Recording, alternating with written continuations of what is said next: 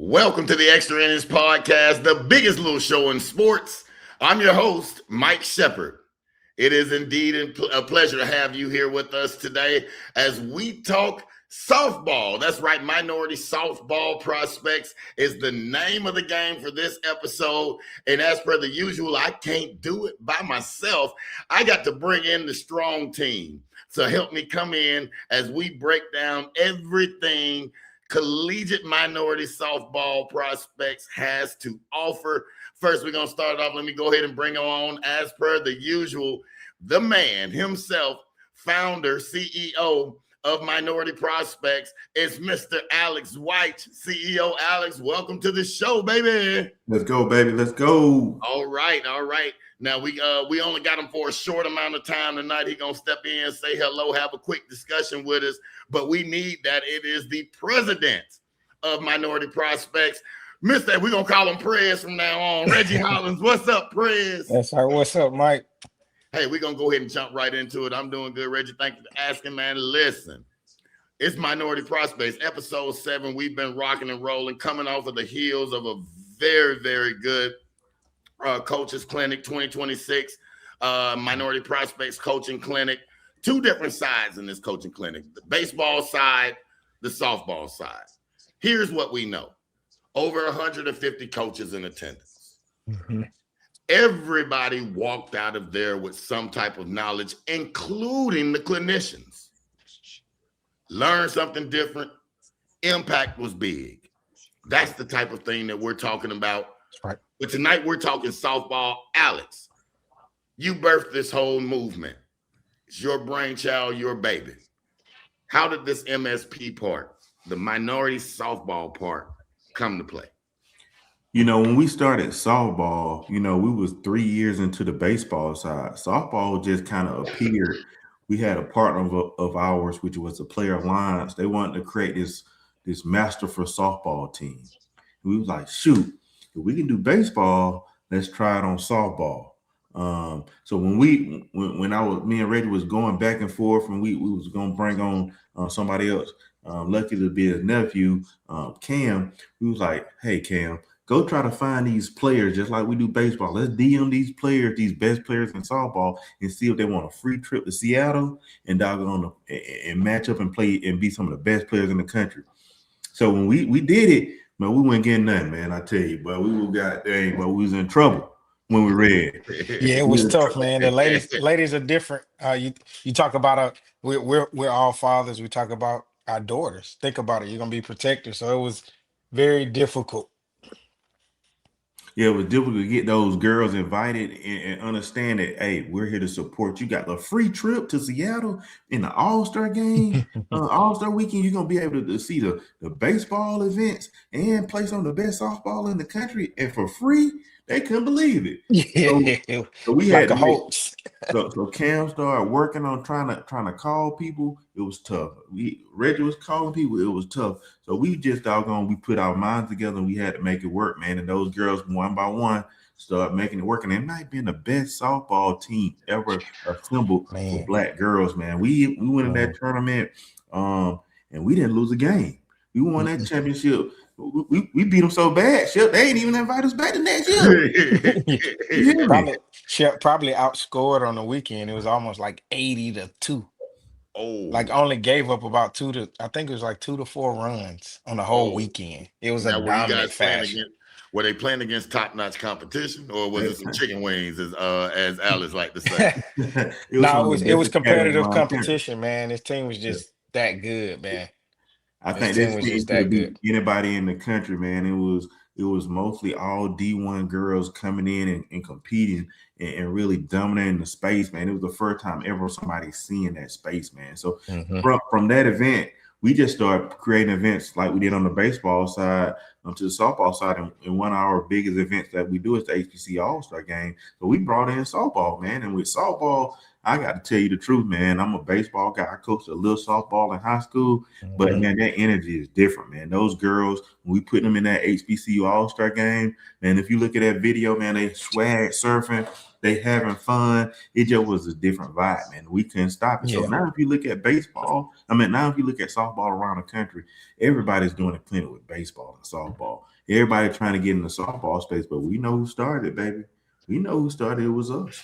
That's right. That first, for those of you guys who don't know, who just joined or just had your coattails pulled to Minority Prospects Organization, that first MSP softball All-American event took place in Orlando at the University of Central Florida, my alma mater.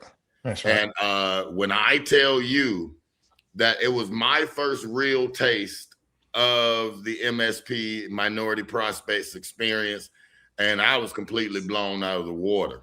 For sure. Such a festive environment. Took place during Classic Weekend in Orlando as well. Yeah, so it did. The city was already teeming. What were the challenges in putting that first event together and getting people to Orlando for that event? Well, I'll say this, man. We knew it was going to be a challenge based off of that first event, but after Alex and I just kind of got on one accord with Cam, and we kind of came up with a plan on how to execute, getting them to buy in. It was really no different from being a recruiter at the college level, or at the pro level. We just turned into recruiters, and we had to sell to families that this is a real thing. This is a program that cares. And when I tell you, Cam took it and ran off with it. He did. So he began to make connections throughout the community, the softball community. He began to learn more. He had a background in baseball, but he knew a little bit about softball as well. But he really dove in deep and connected and made those relationships. So that's what it boils down to. He was able to make those relationships. And when you talk about the experience at UCF, man, the steam and the buzz was so big that Cam had created. We had the likes of Georgia down there recruiting, and some big power, for institutions, man, down there recruiting and watching those girls live on hand. So, and then let alone it's right in the backyard of UCF. So that's a recruiting portal right there. So the girls really started to buy in what we needed to do on the softball end. So that's what led to that experience. But we fought through those challenges, Mike, and here we are today. Yeah, shout out to Luna, man. Luna, Tobias from Florida. She doggone signed with Georgia, man. So that may be the first time she got a chance to get seen at the UCF. So that's what we want to do, just create those opportunities for those boys, for those girls, just like we did with the boys, man. And it went crazy. Right. One thing we had slack about in the play, when we partnered with the Player Alliance and created that monster team in Seattle, those girls were like, man, y'all got swaggy. You got to create somebody else. And those girls from that All-Star team in Seattle created Sassy. And Sassy is our character that epitomizes the ultimate softball player. And it went crazy, man. These girls, doggone, when you can create something, you can name something, you can see it come to life. These girls went crazy, man. Shout out to Dylan Suggs, man. Shout out to all these girls who helped us create this brand, man. We're nothing without the player, man. Whatever the player wants, we try to create, man. Like you said, Shep, UCF was crazy. Gwinnett been crazy for the HBCU All-Star game that first year. Charlotte last year was crazy. We going back to Charlotte again. Do it on the baseball field. It's turf on the infield. We're going to have a bigger crowd. We talking about thousands of fans to see these girls go crazy. HBCU All-Star. Let's talk about some HBCU softball, and let's go crazy because we covering softball just like we're going to do baseball. That's right. Well, I appreciate that.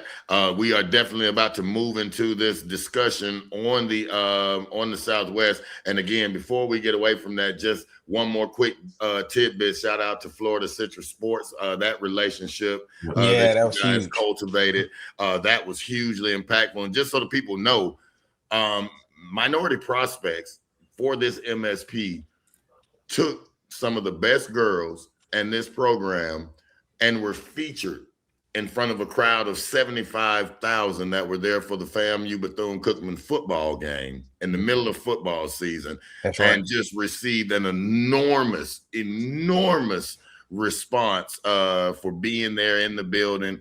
just a world-class event for everybody involved. And there was a guy who helped to make it happen. Your nephew, Reg, we're going to get ready to say goodbye to you because I know you got to go. Indeed, got to run man. your I want him to shirt. He got to get up out of there to do his thing. That's right. Prez, we appreciate you coming on. We have you back on another episode or two, so y'all stay locked in for Prez because he got a whole lot more to share to you, especially as we get into the breakdown on the minority baseball on the and cover the rest of minority baseball and collegiate, the NIAC, the SIAC, and a couple of other NAIA as well, and CAA. But right now, we're gonna say goodbye to Prez, and then we're gonna bring on his nephew, the vice president of minority softball prospects. You know him, you love him. Let's bring him to the show right now. Cam Hollins coming on in.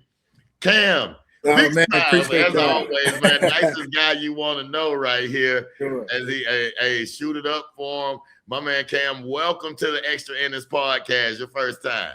No, thank you for having me, man. I appreciate y'all having me on. I appreciate what y'all are doing starting this podcast. Because it's needed. It's needed to cover HBCU baseball, HBCU softball. So I'm excited for today, man. I'm ready. Cam, you had an opportunity the other day to really oversee what was going on in the minority softball prospects portion of the coaches clinic. There were some gems of nuggets dropped in there. Alex has been busy going through the footage and the film all day yesterday, all day today, going through. And man, when we talked about it earlier, he has pulled out hundreds of nuggets. What was the most, one of the most, I'm not going to tell you to tell me the most, but one of the most significant things that you heard shared during that breakout session for the softball side of things? Oh man, it's just it was funny because it's a sensitive topic sometimes, but the mental health awareness. All the coaches had a lot of great things to share about the mental health side of softball. Supporting your athletes, getting them to the right people to talk to, and things like that. I think all of the clinicians as a whole just had so much good stuff to share about mental health. That's right. The game outside the game is so important.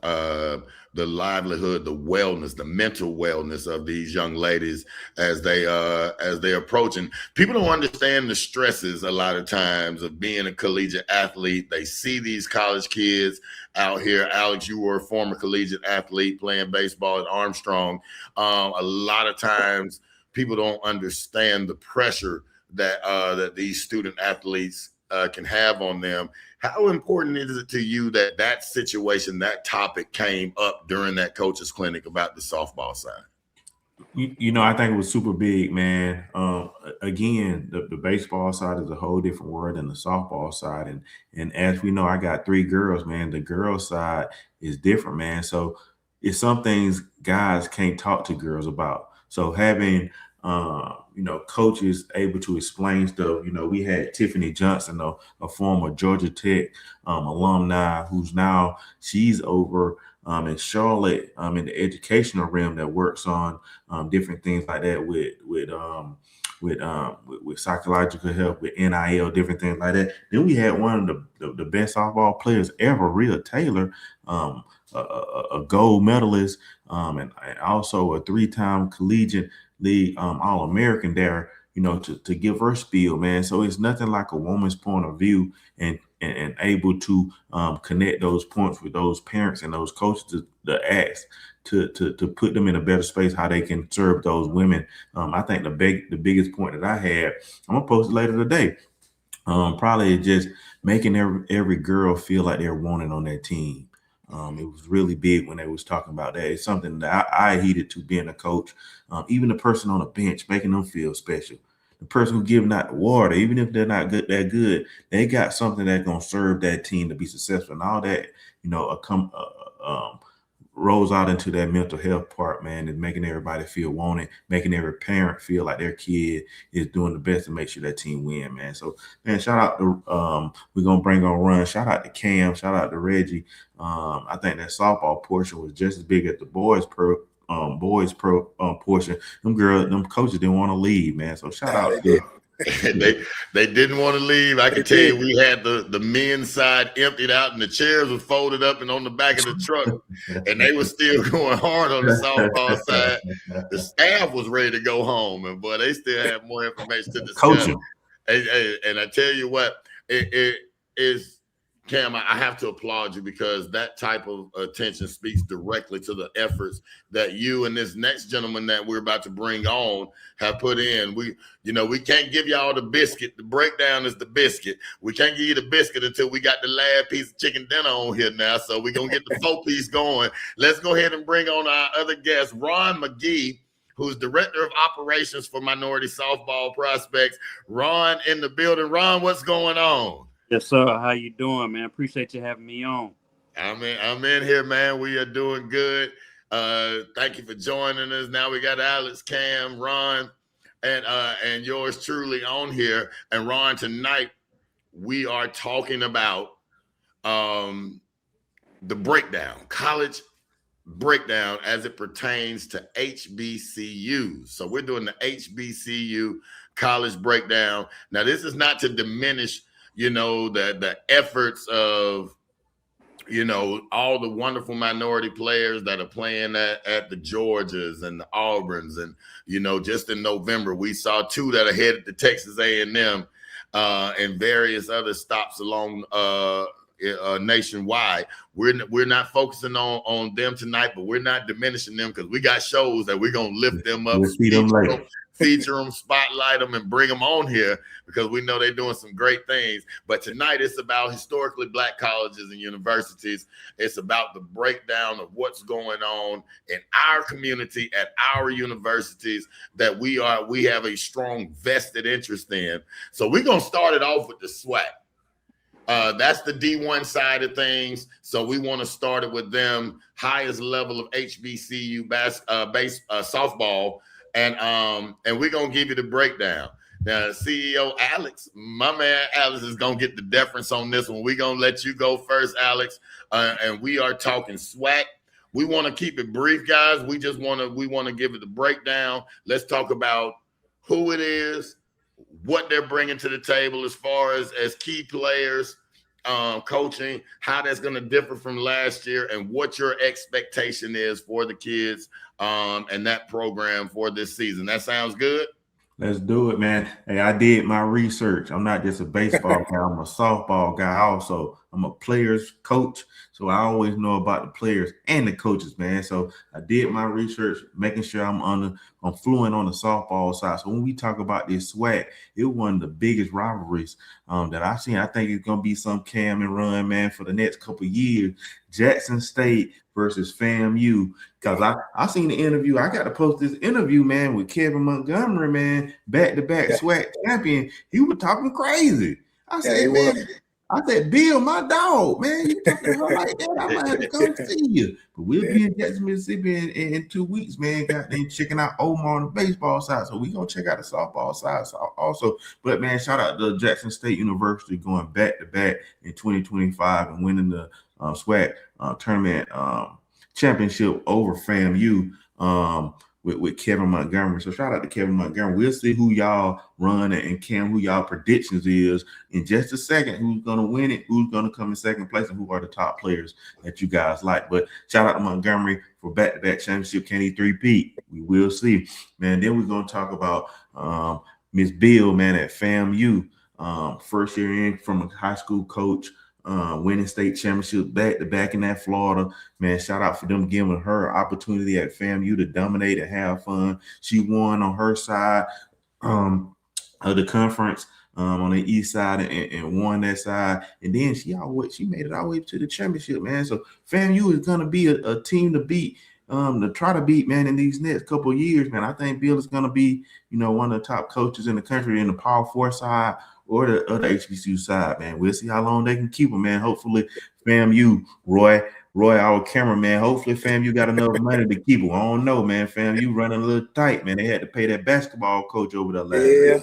So we will see. So we're going to talk about, Player of the Year, Grambling State, their coach left, but Grambling State had the player of the year, Cameron Broussard, led the SWAC in batting average at 451. I mean, 451, that's all 50 points from 500. That means every time she got up, she was getting a hit, man. So shout out to her for dominating over 60 hits, over 3+ home runs, man. Shout out to her. HBCU All-Star as well. Yep, HBCU All. Hey, Nobody else doing this HBCU game. Hey, man, I better not watch y'all trying to do our HBCU game. Y'all don't do we talk about baseball. Don't do this softball game, man. You know, hey, we taking over, man. So again, we'll be in Charlotte this year. We talk about the pitcher of the year, Prairie View. Kaylin Maxey, also at MSP All HBCU All-Star. She had an ERA of 2.49 ERA. She did a heck of a job, man. Also in the game too, man. So shout out her, the newcomer of the year, Prairie View, Janaea Thomas had a heck of a year. Then we talk about freshman of the year, Texas Southern, Kylie Wilson, and then coach of the year. They didn't make it to the championship, but shout out to coach of the year, Kylie Wilson. Vernon Bland from Prairie View, man. Shout out to Prairie View in that Texas area for being coach of the year. And then hitter of the year, man, Jackson State, Jace Jackson, man. So shout out to these teams, man. I'm going to move it over to Cam. Cam, tell me what we're looking for this year from that SWAC, man, on that softball side. You thought I didn't know my information, man, but I did my research, brother. He came with a pocket full of stones. He had a pocket full of stones for you right there, Cam. You got to come heavy right here. Let's talk SWAC softball. For sure. That was pretty good, Alex. I didn't think you knew all that. That was pretty good. But man, SWAC is gonna be interesting this year. You got a few teams rebuilding. You got a few teams who just stay at the top, like FAMU or Alabama State or Prairie View. They're gonna find their way at the top of the conference every year. You got a team in Bethune who's bringing in 17 freshmen this year. They lost a big class and now they're bringing in 17 freshmen. They're gonna look to compete. They got some good girls out of high school that can really do it. But I want to give y'all my top 6 on each side because I saw the other shows and I want to compete with Alex and Ron on this because I think my list is just better than y'all's. I'm writing it down. So, I don't want the camera to go. I got to see it. Here we go. We already know what happened on the baseball breakdown. There was a lot of back and forth. It got heated. All right, you know what? Cam, run your list, top 6. Let's do it. So I'm gonna start on the East. So on the East, man, like you said, I'm gonna take my girl Bill, man. That's my lady right there. She's a heck of a coach. I've seen her coach. She coached in our All-American game. I've seen her coach high school. I've seen her coach travel ball. I've seen her coach college now. She does it on every level. It's really hard to compete with that. And she got a team that's just gonna kill it this year. You got Amari Brown, who, to be honest, got snubbed for first team all conference this year. She was probably the best two-way player in the SWAC this year. She hit 357. She had 50 hits, 42 RBIs, with 21 extra base hits. And then pitching, she 3.24 ERA with a 7-1 record in SWAC. And she got no award, but she was an HBCU All-Star, so she did get that award. She got an award from MSP. The one that counts, baby. No, for sure, the one that counts. But she led the team. She led FAMU in hits, RBIs, doubles, and triples. And she showed up against Texas A&M going 2 for 5 with 2 doubles. So, I think that's going to be big for them. And we got Jackson State. Jackson State at the 2 spot. They're a scary tournament team, man. They're a tournament team. I don't think they've finished first in the last 2 years where they've won the ring. So they might finish second, they might finish third, but in that tourney they finished first. So then next, I'm gonna go Bama State. That was tough at the 2 and 3 with Bama State, but I got to put them at 3 because I got to give a little respect to the 2-time champs and put them at 2. So I got to go Bama State at 3.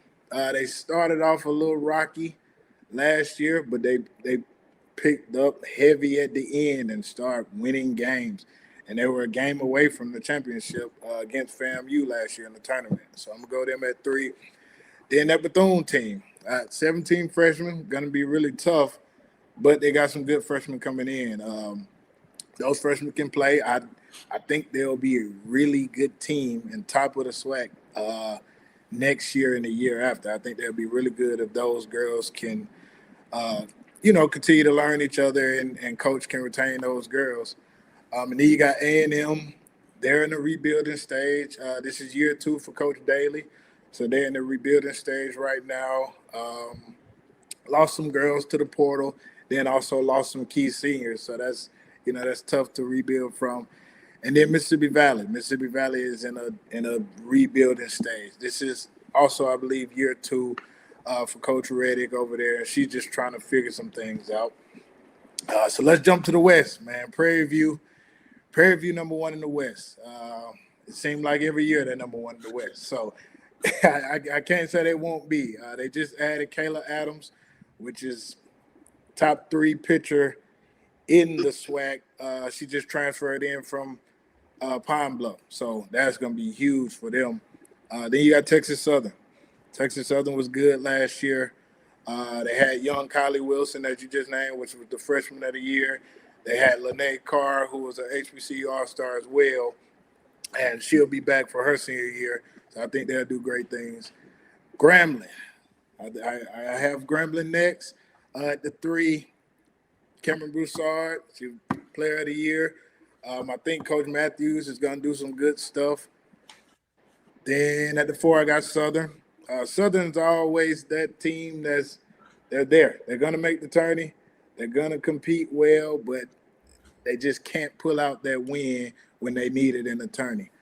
Then we're going to go Alcorn. Alcorn, new coach. This is year 2 for Coach Billy and Deontay, who was also an HBCU All-Star, 2-time HBCU All-Star when she was in college, and now she is an assistant coach at Alcorn.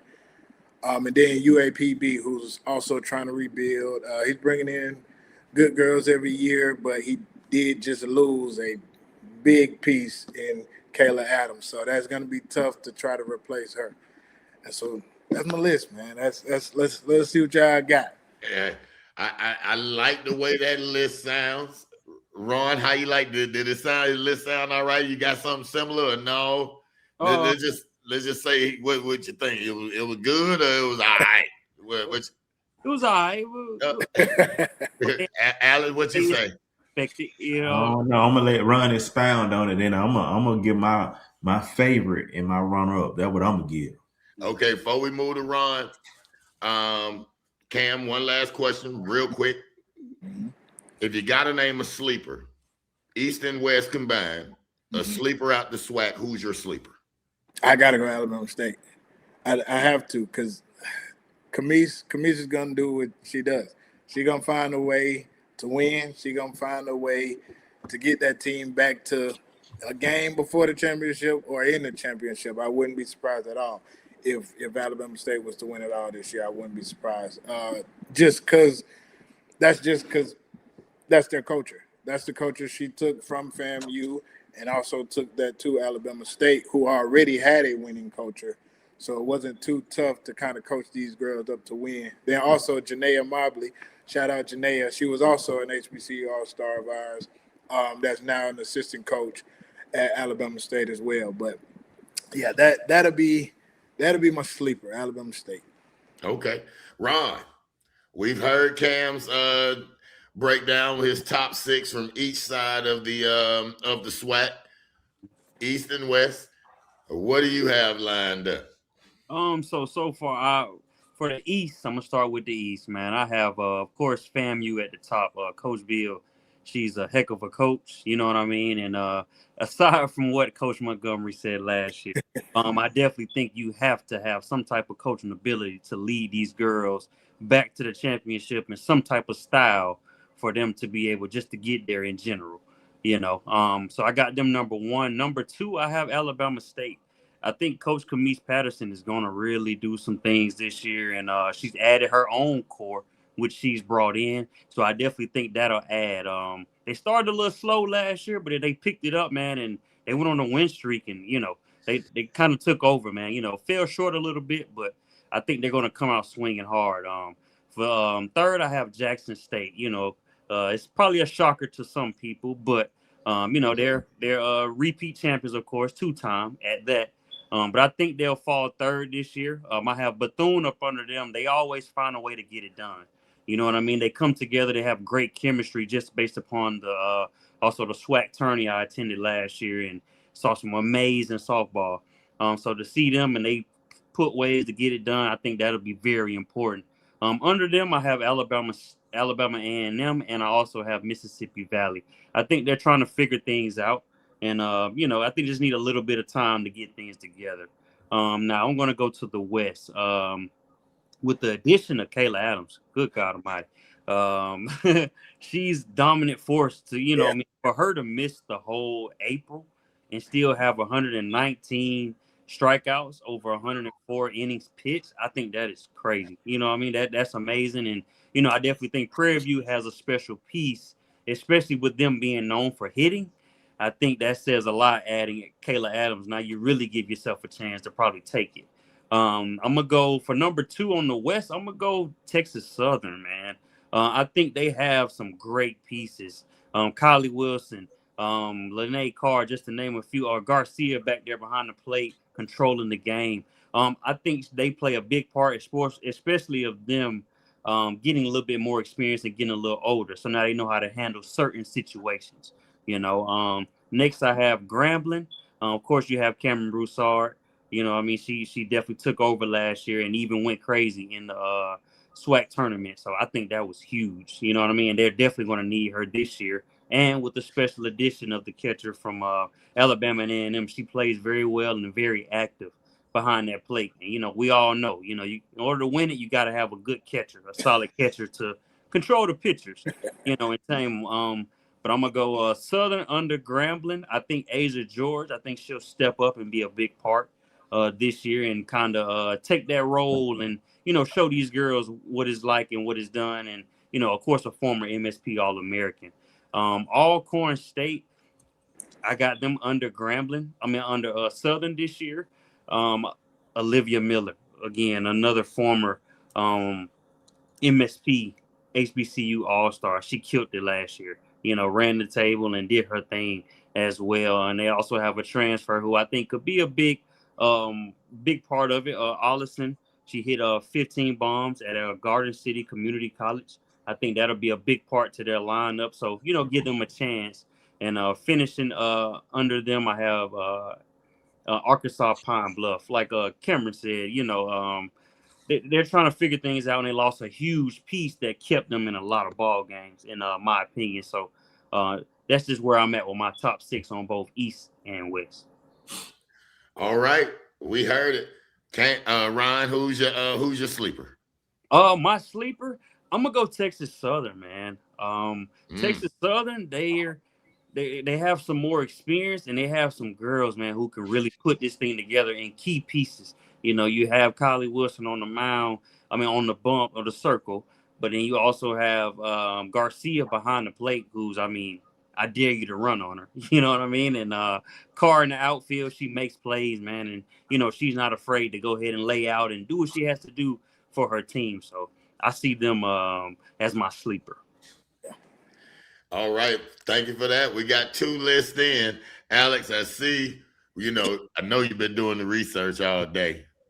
And we got the 2 young fellas new to the show on here. They done dropped the heavy stuff on us, Alex. Yeah.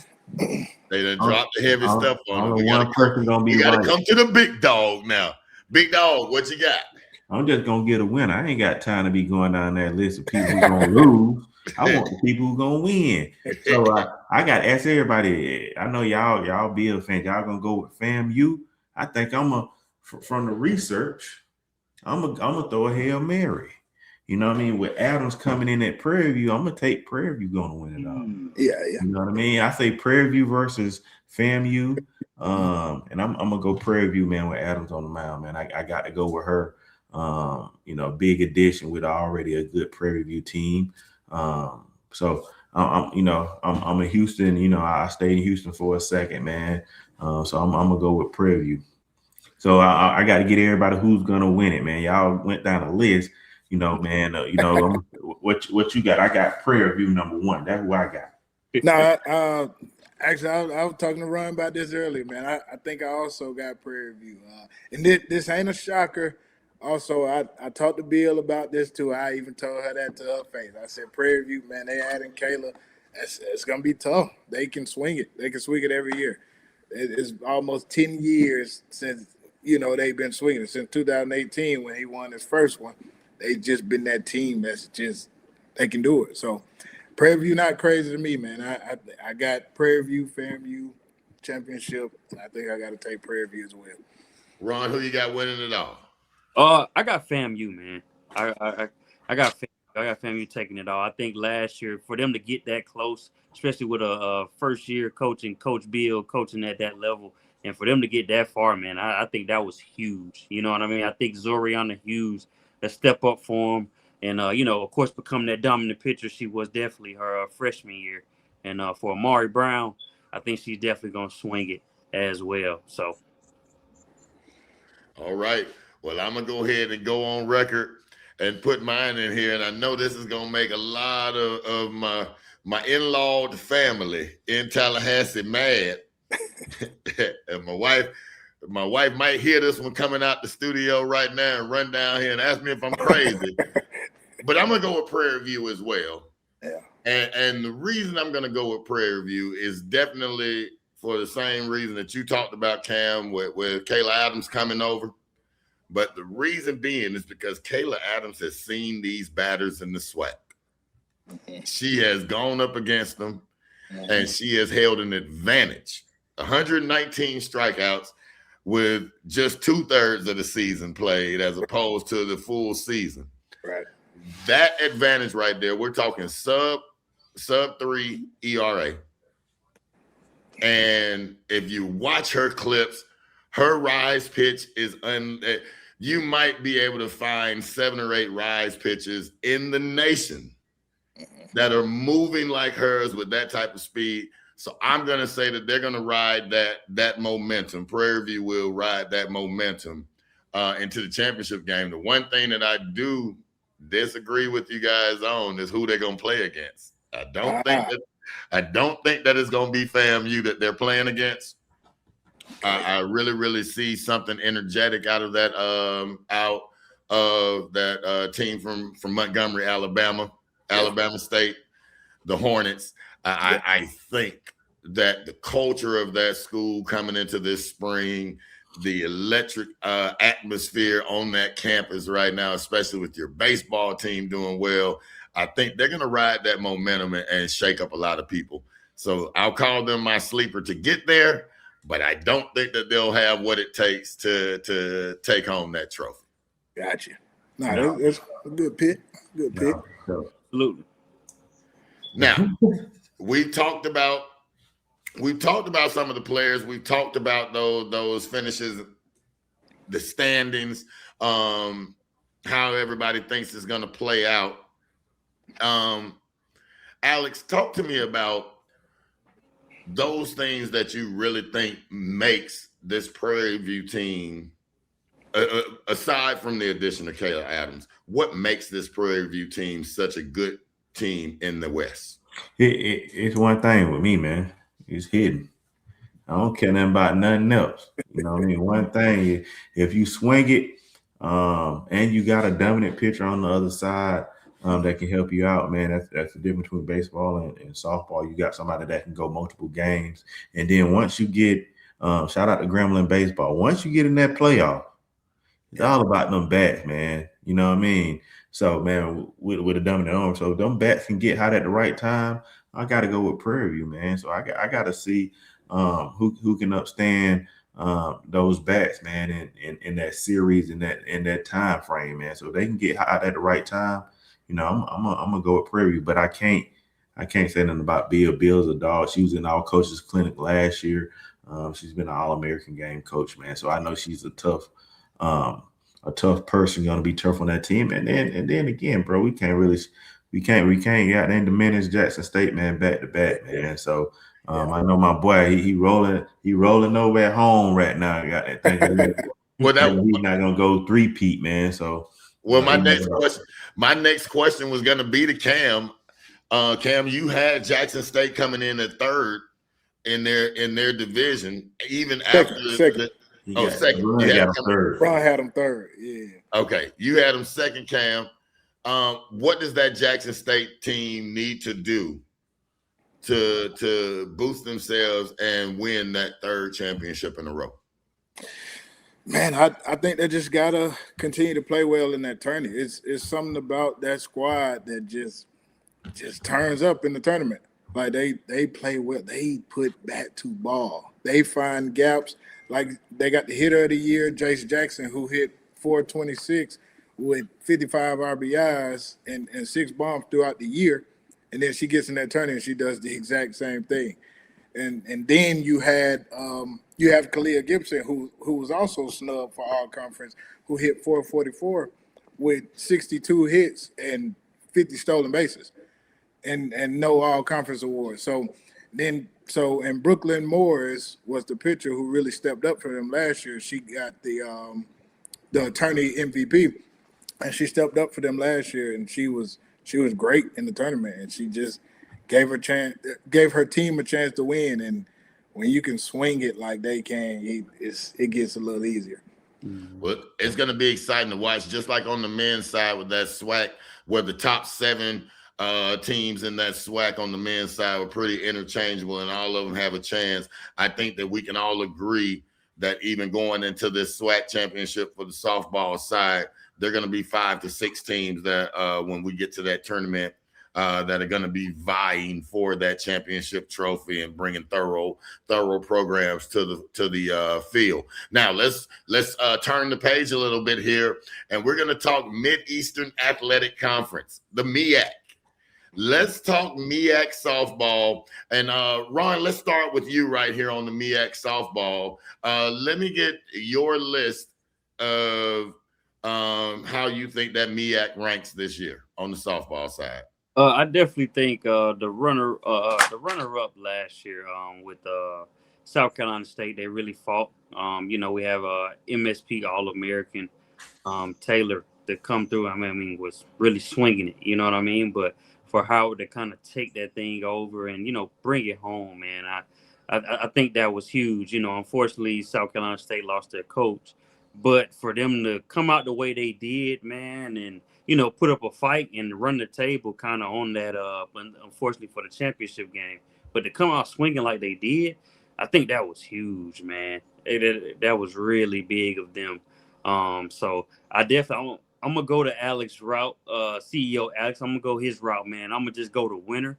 For Taylor to transfer to Howard University, and just to add on, kind of what they already have, I think, man, it's hands down. I have Howard taking that thing all the way this year.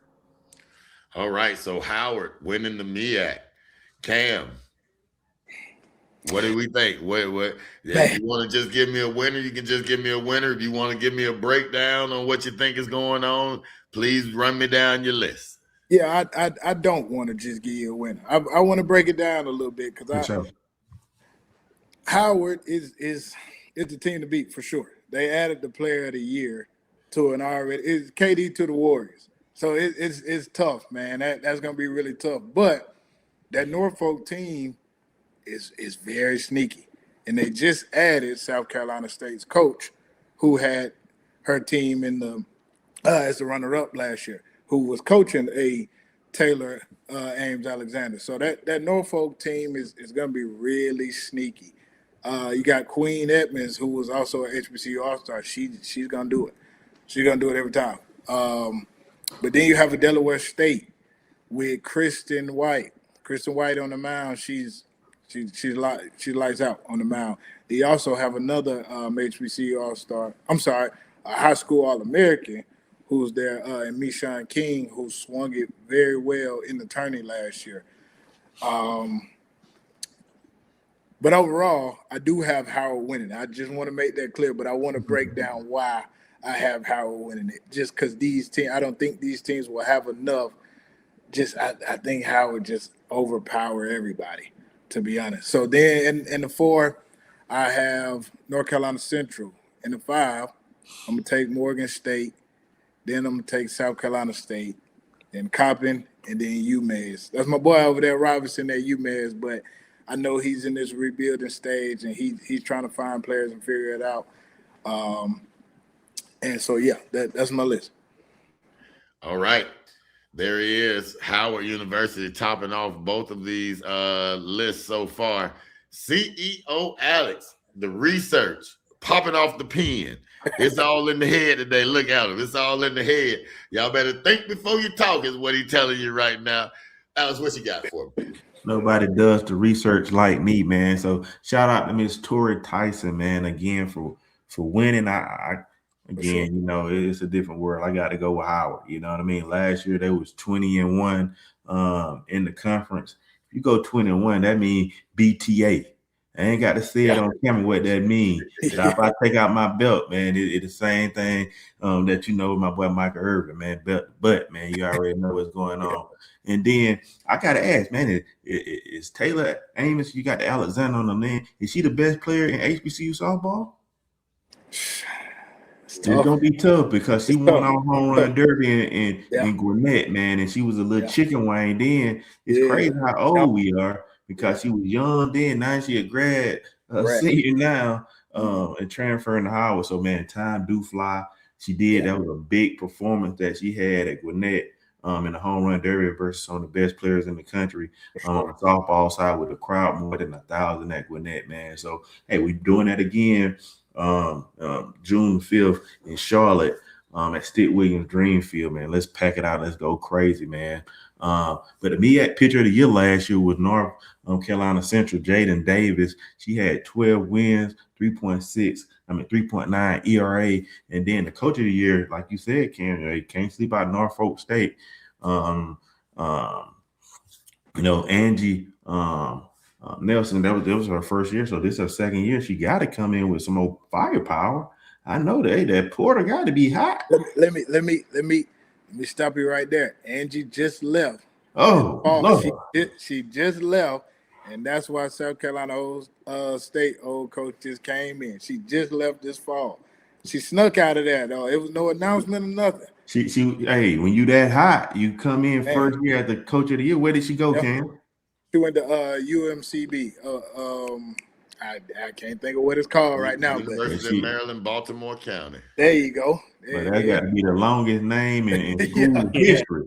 But you got to, hey, I know she got paid better. So, man, shout out to last year Coach of the Year, Angie Nelson, 14-7 in the MEAC, man. You can't ask for nothing better. And then the Rookie of the Year from Howard, Lauren Jones, man. So, looking forward to this. I got to go with Howard.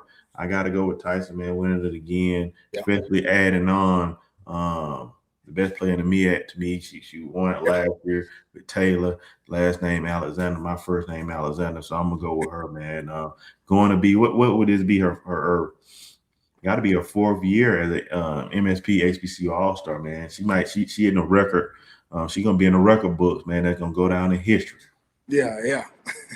Alex Wyche, Mr. First name, last name. Yeah, man. First name, last name. There it is. I tell you what, I think we can all agree that Howard should control this show, coming off a 20-1 record.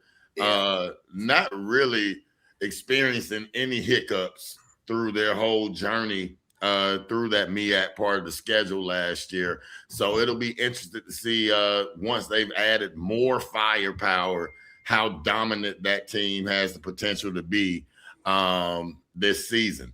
So that's the MEAC. Let's jump over to, let's go back to Alex. Alex, let's go back to you. Let's talk SIAC. Let's talk SIAC. We moving on. Everything HBCU softball today, man. This episode, we need 1,000+ views, man. 1,000 likes, man. Let this be the biggest softball show in the country. Because if you like us and you subscribe to this Extra Innings Podcast, we're gonna continue to do this every week. We might bring on some coaches, and we're gonna give you the coverage that we know these HBCU softball girls deserve. But we're gonna go into SIAC. I played in SIAC. Rookie of the Year, I dominated. ask Reggie Hollins, man, because we beat the heck out of Tuskegee. We ain't gonna talk about that. We were gonna bring him back on, man, but he don't want no smoke when we talk about SIAC. Ron was an SIAC guy, catcher for Tuskegee. I would have towed him up too because I would have stole every bag he could imagine. 48 stolen bases, 48 games, NCAA record holder. We ain't gonna tell you what his name is, but I'm gonna say his name CEO. But we're gonna keep moving on. That's the most shameless plug I've heard. Hey, SIAC, I guess. I don't know if it's gonna be multitude like we did with Howard, but third title, man. Spring Hill won it last year in 2025. I don't know if I'm gonna go with Spring Hill again because I might have to go over on that way where it's only a school. I might have to go with Tuskegee. We'll talk about that little thing later. But Spring Hill won it in 2025, but they didn't win the East or the West during the season. So that's crazy, man. It's all about the playoff once you get in there. Who won the East last year? It was Edward Ward, that school down there in Jacksonville, Florida. And then who won the West? We talk about that school, the most historic school really in the country, man, Tuskegee. They started off hot. They started off hot last year, man. Let's see if they can continue to run it back. When we talk about honors, Player of the Year was Rika Hinton from Spring Hill, who won that Player of the Year. Then we had starter pitcher and Freshman of the Year, Monica Rose from Tuskegee. HBCU All-Star. Yeah, HBCU All-Star. Where's Tuskegee getting these girls from? Maybe they need to piggyback on the boys need to piggyback on the girls side because the girls are on fire. I ain't gonna say nothing about that. I'm gonna let Reggie coming in the likes and the comments later on.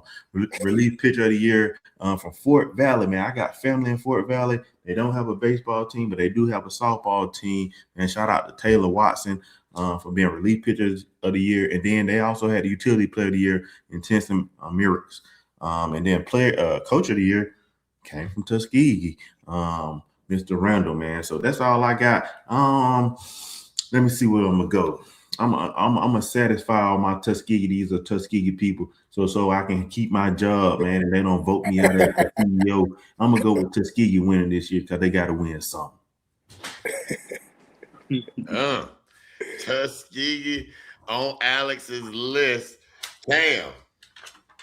SIAC, how you got it playing out?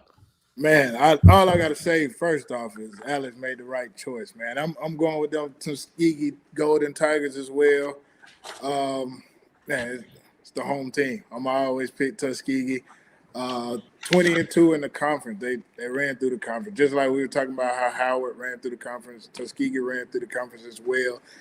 When it got to the tournament, tournament is the tournament. It go a little different than you expect. But he got a few key transfers. He's very excited about this team this year. So I got his back, man. I'm riding with him. I'm riding with Tuskegee as well. Spring Hill always gonna be they're gonna be good every year. They're gonna be a team to beat every year, pretty much.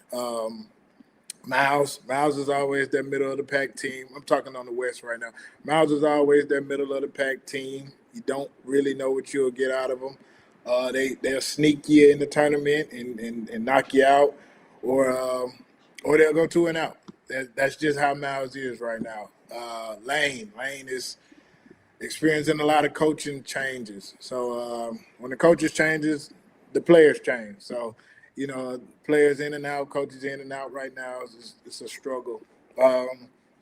Kentucky State, he's gonna have a competitive ball club every year, but they're always on the fence. Lemoyne, they're in the rebuilding stage. The record might not show, but they had some really talented girls come in, really talented freshmen and transfers come in that they were just too young right now to kind of get those wins that they should have got. But they got a lot of respect from the rest of the SIAC. And then going on the east side, Edward Waters, they've been good for years now. I expect them to be top of the conference again. Albany State, we'll see what we get out of them. Albany State lost a lot of key girls. They lost Madison Hurd. They lost Katie Ayers, which is 2 of our HBCU All-Stars. Talk about 4-time HBCU All-Stars. They were that. Maddie Maddie every year is HBCU All-Star. She Fastest lady. Man, fastest lady every year. She hit 400 every year, all conference every year. Losing a piece like that and trying to replace it might be a little tough. Fort Valley, they also lost a couple key pieces. That utility player of the year, Tennyson Myrick, that you were talking about, actually transferred to Georgia State. So that was a big loss for them.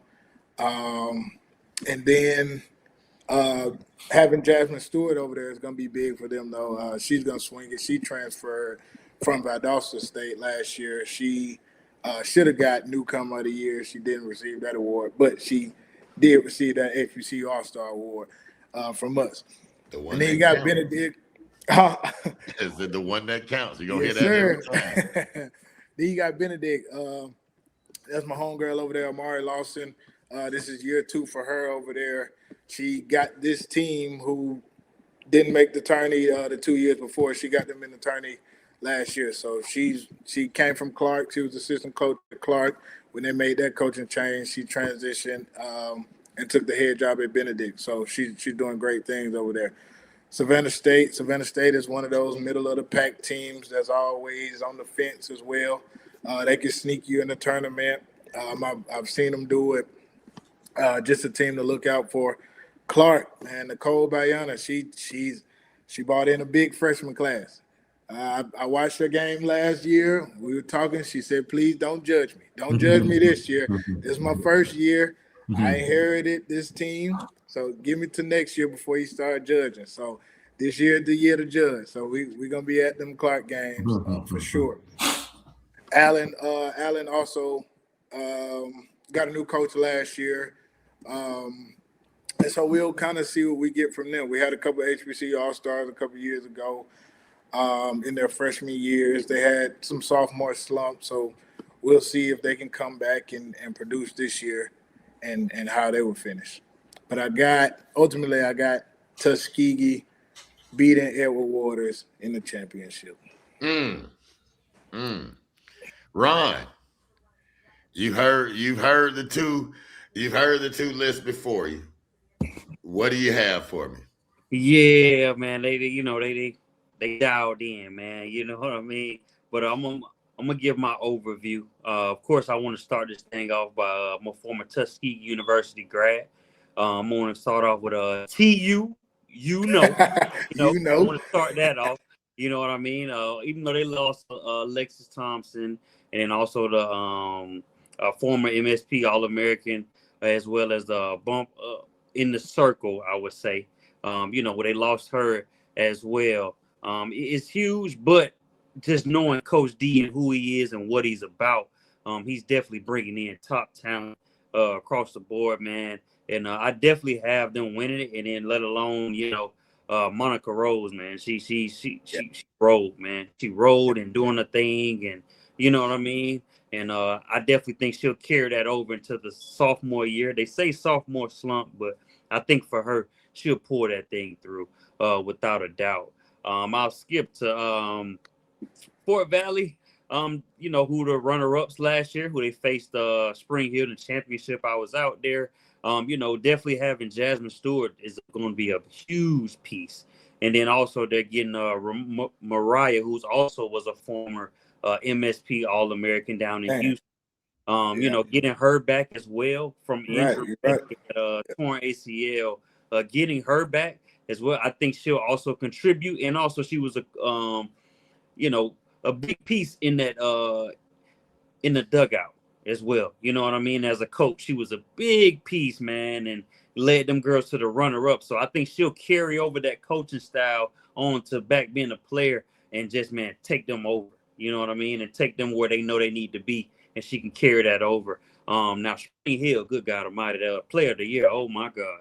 I was out there. It's like she couldn't miss. It's almost like a beach ball. You know what I mean? She's seen everything.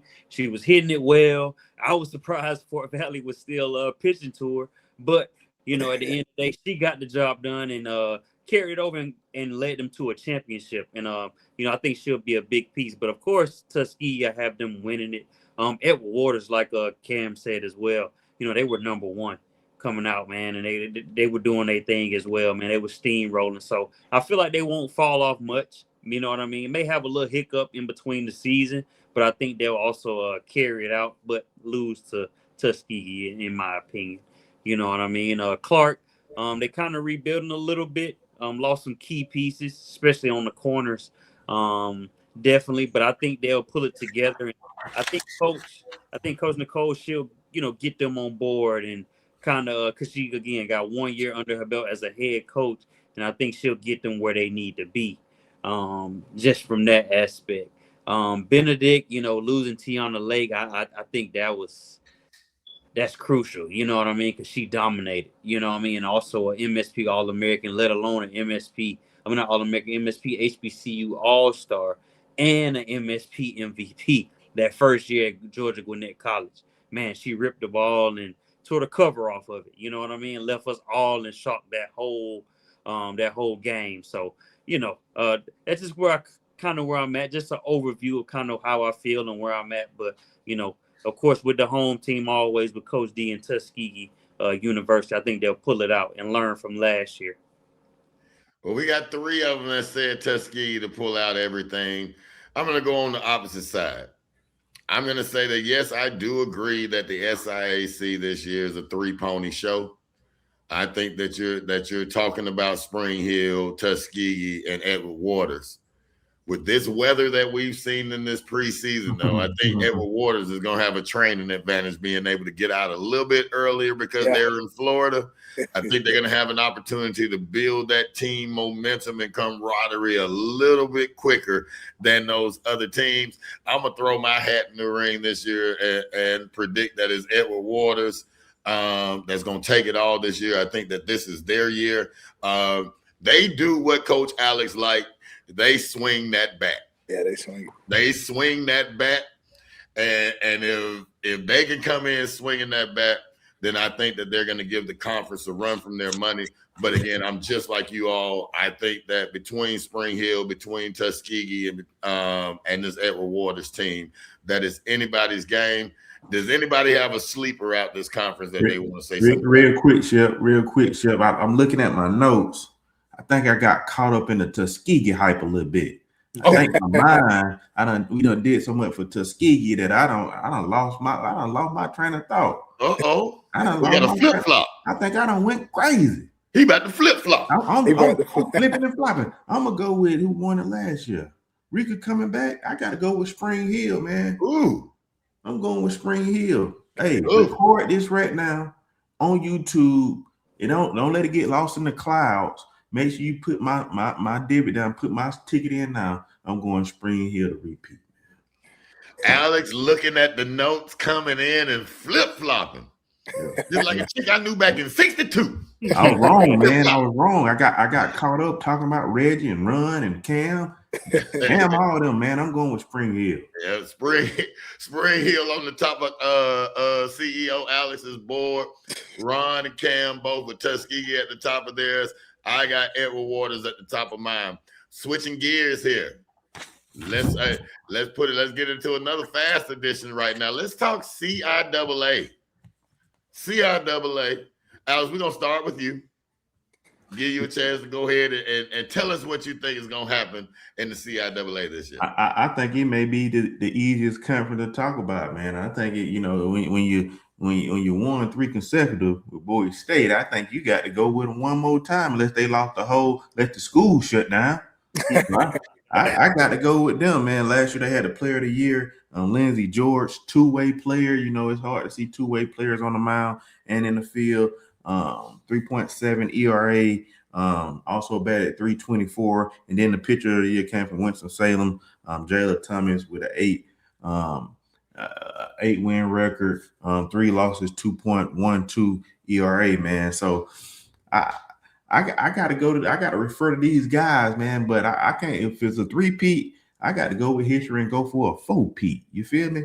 So I got to see what's going on right here. Say their name, Alex. Say their name. 4-peat who? I got to go with 4-peat. I got to go with Bowie State, man. I got to go with 4. You know who we gonna do it 4 times? How many? Lawrence Butler. I gotta go to law enforcement. Oh, You know the law. I gotta The go law. to law, dog. What the fuck? law. Yes, sir. Hey, there it is. Cam Hollins. Yeah, man. No, that sounds good. I get it. I get why you would go with Bowie. But that player of the year you're talking about, man, she was a senior, so she is gone. Two-time HBCU All-Star, two-time MSP HBCU All-Star, and then also Jayla. They lost Jayla as well, who was three-time HBCU All-Star. You lost Jayla, so that's two big bats, and then also the two-way player of the year, man. You lose that, seniors, captains, you lose all that, and you I want to say snuck by a Claflin team last year because of a rain delay. Now I'm not saying that Bowie didn't have it to win it, but it was a rain delay that kind of shifted that momentum back to Bowie in that championship.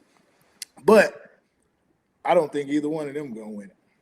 You just said it. Jala Thomas, MSP, HBC All-Star, Winston-Salem State is who's gonna win the CIAA this year. I told Ron that the other day. He thought I was crazy, but I'm still going with Winston-Salem State, man. Virginia State is gonna be a really good team. I just didn't think they had enough. I didn't think they had enough to beat those teams last year, but I think they added some this year, and I think they'll be a little more competitive this year as one of the top teams in the conference. But losing a key outfielder who was player of the year in 2024, also MSP, HBC All-Star. Then you have Lincoln. I think Lincoln is going to be good. They're a middle-of-the-pack team. I think they'll be good, but also just need some key pitching to kind of push them over the edge. Elizabeth City State. Now, this is a personal one, man. My wife was the coach of this team last year, and I'm going to give her a little shout-out real quick because since 2019, they had not made a CIAA tournament until last year, until she got there. So I'm going to give that shout-out to Sierra Hollins. Yes, sir. Appreciate you. Yes, sir. She made a little history there. But I also have them finishing fifth this year just because they have some complications going on.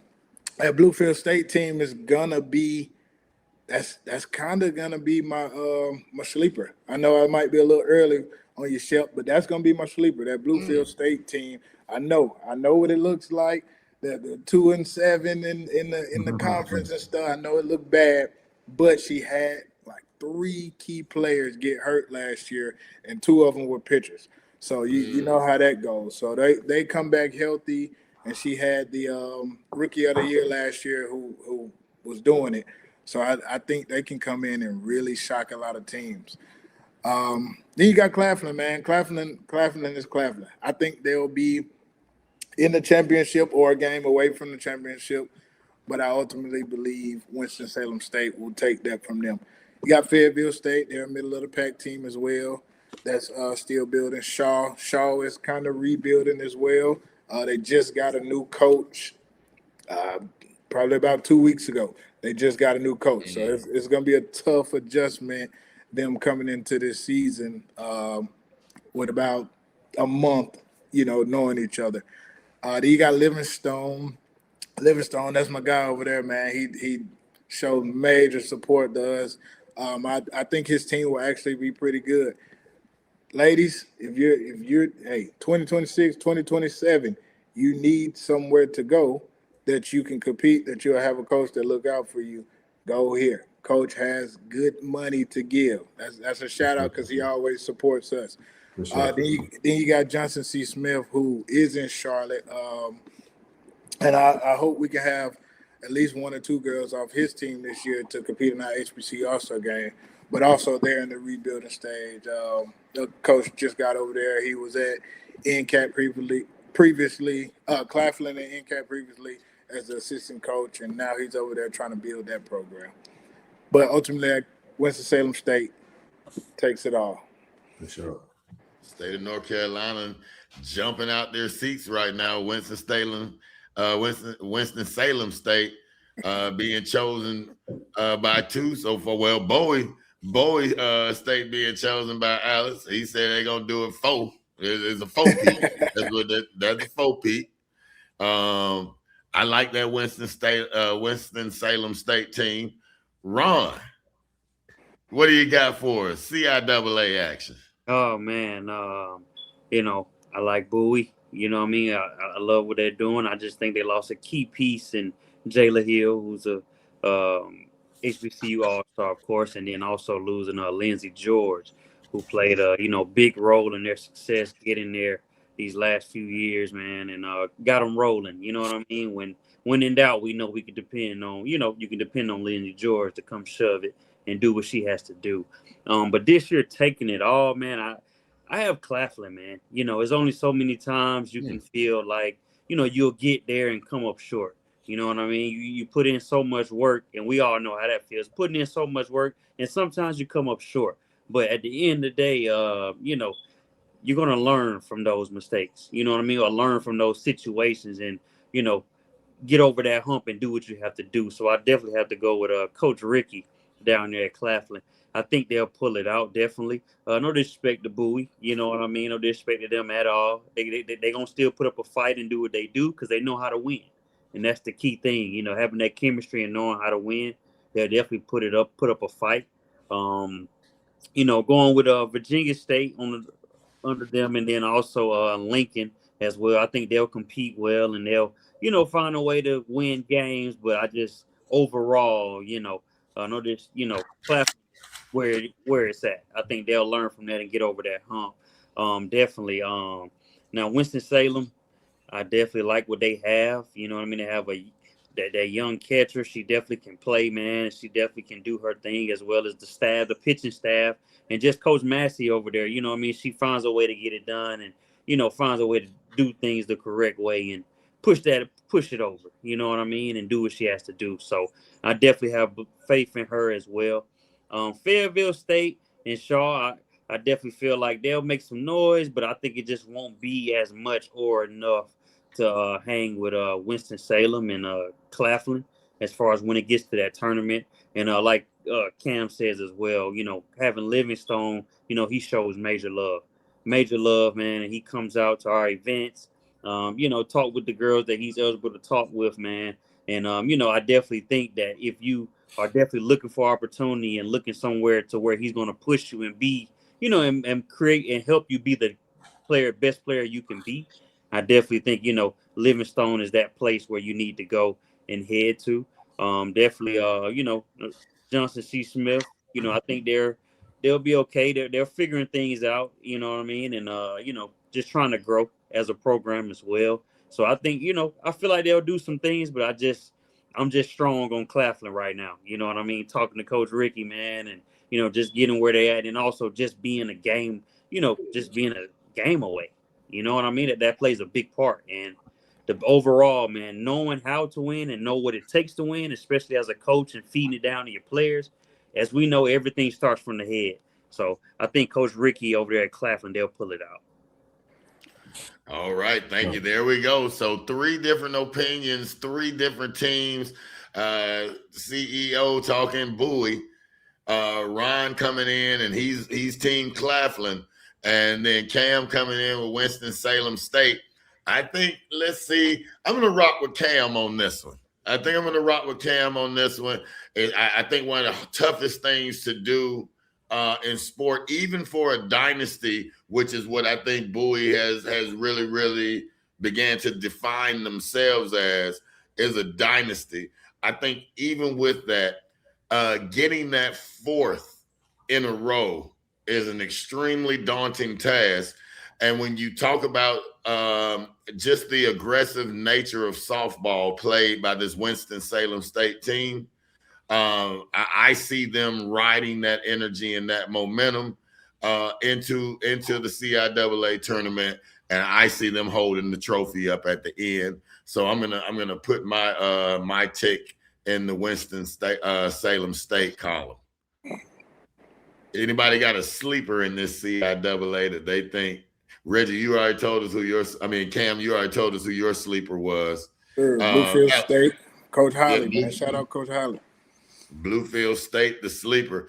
Alex, you see any sleepers in this CIAA, or do you think Bowie is just going to dominate this thing through and through? No, I'm going to go with Claflin, man. 9-1 in conference last year, had a chance of winning it. Can they get over that hump? That's going to be the biggest thing. Can they get over that hump this year? Really dominate. They always dominate during the season, but that tournament is a different world. So Claflin's going to be my sleeper. Want to see if they can get over that hump this year and finally win the CIAA. Ron, Alice's sleeper is your choice for champion. Do you see a sleeper in the mix? I'm gonna be honest with you, man. Claflin gonna do it. That's just my opinion. That's how I feel. You know what I mean? And I think it's only so many. Like I said before, it's only so many times that you can come up short, man. At the end of the day, you're gonna figure it out, because at the end of the day, the end goal is to hold that trophy up, hold that ring up, and get what you finally deserve. So I'm gonna stick with Claflin on this one. All right, we want to send best wishes out to every team in that CIAA, and we really, really, really are excited about that season. Now, we're excited about all of the HBCU softball season that we're just 3 weeks away from. Right now, we are 3 weeks away from opening pitch, and I believe that it's going to be electrifying. Alex, before we close the show out here today, and we've had a great discussion here, let's just talk about who you feel from all of the HBCUs, regardless of division, regardless of class, and who's your top player in HBCU softball this season? I got to go with Alexander, man. You know what I mean? I got to go with her. She's seasoned, like the old folks say, seasoned. You know what I mean? And she going to a proven winner team, transferred out as a grad senior. Older, man. I'm taking the cards out of Indiana, man. Older. If you want to win, put the oldies in, man. So I'm going with Alexander, man. Won it, former home run derby champ, player of the year last year in the MEAC, man. I think she'll win it again and power hour to winning the MEAC. So give me Alexander, man. I'm excited to see her back June 5th. For the HBC All-Star game in Charlotte, man. So I'll see you soon, Alexander. Damn. Man, that's tough. That's tough. I actually have a list about 10 girls that I think could be top girls in HBCU. First, I start with who I started with. We just need one. We just need one. Okay, you got to get on it right here for one. What are you talking about, 10, Alex? He finna go all day. Give me 5, Cam. Give me 5. I give you 5. Let me do Amari Brown from FAMU, man. Like I said, 357, 50 hits, 42 RBIs, 1.59 ERA in the SWAC with a 7-1 record. Real two-way. Jace Jackson from Jackson State, 67 hits. She had a 4.16 batting average with 55 RBIs and 20 extra base hits. Also, hitter of the year. Gotta show some respect to the player of the year, and Cameron Broussard from Grambling. She hit 447 with 63 hits, 14 of those being doubles, 5 triples, 3 bombs, and then 32 ribbies. And man, the girl that I think all of us mentioned, Kayla Adams. I know she's a pitcher. Pitchers don't get that light sometimes, but Kayla Adams is huge. She's gonna be great. She 1.57 ERA in 2024 with 174 Ks in a full season with 11-7 record, which kind of showed you a little bit about the team that she had behind her. So add her to Prairie View, and she may go 16-1 or 16-2 or something crazy like that. And then you got your Taylor Ames Alexander always. Shout out to Taylor at Howard, who hit 437 with 43 ribbies, 14 doubles, and 8 bombs. So that's my list right there. The top 5 or 6. I might have gave 6, but that's my list right there. The top girls in HBCU softball. Alice, how many he gave? He gave 5, man. He that Tuskegee, he ain't graduated, so We still teach them how to counter that Tuskegee love. Oh Lord! And just to let you know, Alex is rubbing people the wrong way for real. I already got the message from Reggie Hollins. Prayer say he is done. This fool done flipped on the folks who helped him build. Talking about Tuskegee. Be careful, CEO. Be careful. Ron, if you want to give me one, give me one. Who you got? Best player. If you don't mind, let me give you two. All right, give me two. I give you who I really think will stand out, and I also give you my sleeper. For the standout, I'm gonna go with Kayla Adams. I think that's the obvious, man. For her to miss a whole month of April and still go 119 Ks and also swinging it as well, you know what I mean, creating her own runs and creating her own motion as well to help her out in the circle. I think that's the obvious. You know what I mean? I think she'll do big things, especially with the support from the bats that Prairie View is always known to have. You know what I mean? I think she'll be a key piece and she'll stand out definitely this year. Now, my sleeper, now me and Cam talked about this as well. My sleeper, man, I'm going to go Jamison Townsend, man. You know what I mean? From FAMU. She swung it very well. You know what I mean? Especially as a freshman last year. And, you know, just from me watching her at the tournament and also in the Shanita Edwards tournament down there in Covington, Georgia, she stays inside the ball very well. You know what I mean? I think this year she'll take that next leap and take the experience that she had from last year and carry it over into this year. And I think she'll just be even more effective and take them over that hump, to which I, you know, had the prediction of FAMU taking it. I think she'll be a key piece definitely from the offense. Look at old Ron McGhee, the picture of perfection right there. I'm going to have to give him the best grade on that section for that last question because, boy, he pulled one out of his hat right there and backed it up. Backed it up. I like it, Ron. I like it. There is going to be excitement each and every game this year when you talk about HBCU softball, and I am so glad that we had this opportunity here on the show to run down through it and really give you guys a deeper look into what's happening with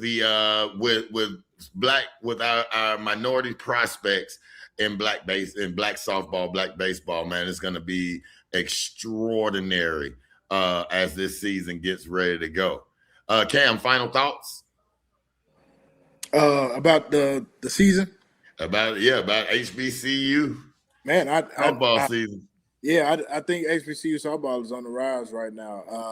I think like just naming these girls, I don't think it was necessarily this much talent in HBCU softball, let's say 5-10 years ago. So I think it's going to be a really exciting season. And I think these teams, these HBCUs will continue to upset these bigger schools. And that's the games we want to be at. Get it all on camera and everything, posted everywhere.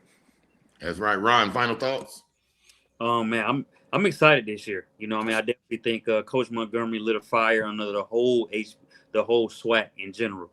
You know what I mean? I think they'll come out swinging, man. But just overall for HBCU, like Cam said, you know what I mean? It's a lot of talent, man. A lot of talent that, of course, will expose when we go to these tournaments and these games and, you know, catch the content that's needed and give these girls the platform and, you know, what they deserve. So I definitely say be on the lookout for the page this year. We're going to load it up and have a lot of content, man. There's going to be a lot of talent. And, of course, we hope that we see a lot of healing talent that we didn't mention in this podcast as well. So I just say be on the lookout for the page and, you know, HBCU will continue to rise. CEO. Yeah, make sure you follow MSP Takeover on all social media platforms. Like Ron and Cam say, we're going to load it up with talent and highlights throughout the year. We'll have that rankings on minorityprospects.com where we'll continue to interchange, talk about player of the weeks, just try to give these girls or ladies the best coverage they can have throughout the year, man. So shout out to HBCUs. We have another show talking about Power Fours right before that season. Then we'll talk about the top high schools, girls in the country. Georgia is done. They play in the fall, man, but most girls still play in the spring, man. So we're going to give you some of that coverage also, through the top high school girls in the country, man. Nobody is bigger than the softball or baseball space than minority prospects, man. So make sure you stay tuned.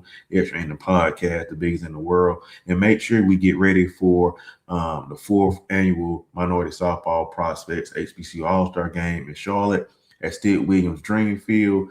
Going to be the biggest party in the world, man. Live band, vendors, food, fun, big league part. It's going to go crazy, man. Let's pack it out. I think our biggest crowd was Gwinnett, man, over 1,000 fans, man. Let's put in 3,000 to 4,000 in Charlotte, man. Let's go. All right, you heard it here first. A lot going on. Make sure you follow us on all your social media platforms.